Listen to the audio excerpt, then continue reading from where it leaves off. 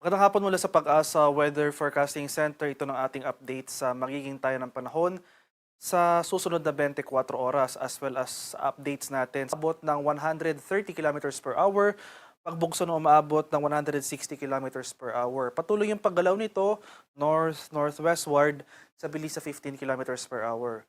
So yung trough or extension ni Domeng wala nang epekto sa ating bansa, pero makikita natin dito sa ating latest satellite images, itong mga makakapal na kaulapan sa may West Philippine Sea. Yung tawag natin sa mga clouds na ito ay nimbostratus clouds. Usually, ito yung mga signature clouds sa dulot ng ating southwest monsoon o yung hanging habagat. Sa kasalukuyan, yung mga kaulapan na ito or itong habagat ay patuloy na pinapalakas o hinahatak ni Bagyong Domeng na kung saan nakakaapekto ito sa malaking bahagi ng Southern Luzon, Visayas at sa Mindanao. So ngayong araw or ngayong gabi hanggang bukas, saan pa rin natin magpapatuloy itong mataas na tsansa ng mga kaulapan at mga kalat-kalat na pag-ulan na may pagkulog at pagkilat dito sa area ng Metro Manila, pati na rin sa may Zambales, Bataan, Calabarzon, dito sa buong Mimaropa, buong Bicol Region, dito sa Western Visayas, Negros Island Region, pati na rin itong western portion ng Mindanao sa may Zamboanga Peninsula, Basilan at Tawi-Tawi. Kaya sa mga lugar na ito, so generally itong western section ng ating bansa, maghanda pa rin po tayo at maging alerto sa mga pag-ulan, especially ngayong gabi hanggang madaling araw. At ito yung ating latest track and intensity forecast para kay Bagyong Domeng. So magpapatuloy yung generally north-northwestward na paggalaw ng bagyo ngayong hapon hanggang mamayang gabi.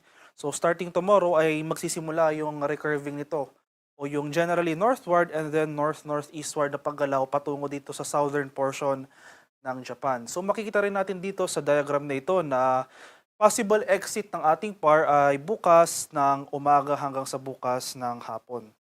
So by this time, habang papalaw ito sa Japan, wala pa rin itong epekto sa ating bansa. Pero yung mas magiging concern natin in the coming days ay yung paghatak dito ng ating southwest monsoon o hanging habagat na magpapaulan sa kanlurang bahagi ng Pilipinas. At ito naman yung ating latest weather advisory issued as of 5 p.m. today. So in terms of heavy rainfall, bukas or ngayon hanggang bukas ng hapon magpapatuloy pa rin yung mga kaulapan at mga kalat-kalat na pag-ulan na may pagkulog at pagkilat dito sa malaking bahagi ng Luzon at western portions ng Visayas and western portions ng Mindanao.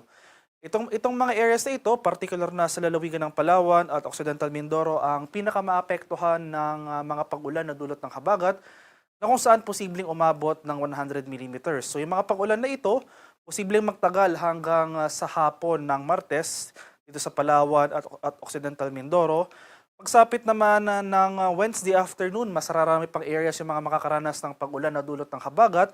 Yung intensity o yung rainfall distribution natin ay mag-shift northward. So ilang areas na rin ng mainland Luzon makakaranas ng mga pag-ulan na dulot ng southwest monsoon. So magsisimula na rin, posibleng umabot itong 50 to 100 millimeters sa pag-ulan sa ilang areas ng Zambales, Bataan, at na rin dito sa Batangas. So in the coming days, ito pong mga lugar na shaded by yellow, patuloy po tayong maghanda, maging alerto sa mga banta ng flooding or landslides. Patuloy po tayong mag-monitor ng mga localized advisories na posibleng i-issue ng ating Pag-asa Regional Centers tulad ng mga rainfall advisories or heavy rainfall warnings sa mga susunod na araw.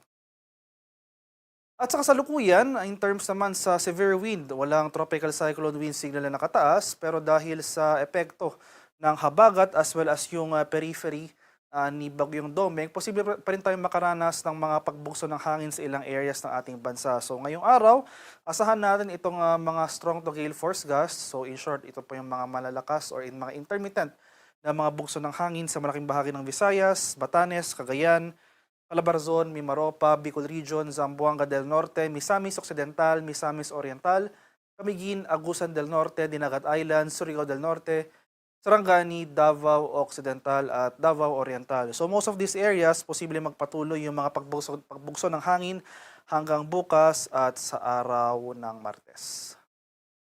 At sa atin namang sea condition or kalagayan ng ating karagatan, sa kasalukuyan walang nakataas na gale warning pero iba yung pag-ingat pa rin sa ating mga kababayan na maglalayag, especially dito sa eastern seaboards ng Luzon at eastern seaboards ng Visayas dahil posible pa rin tayong makaranas dyan ng katamtaman hanggang sa maalong karagatan. At para sa karagdag impormasyon tungkol sa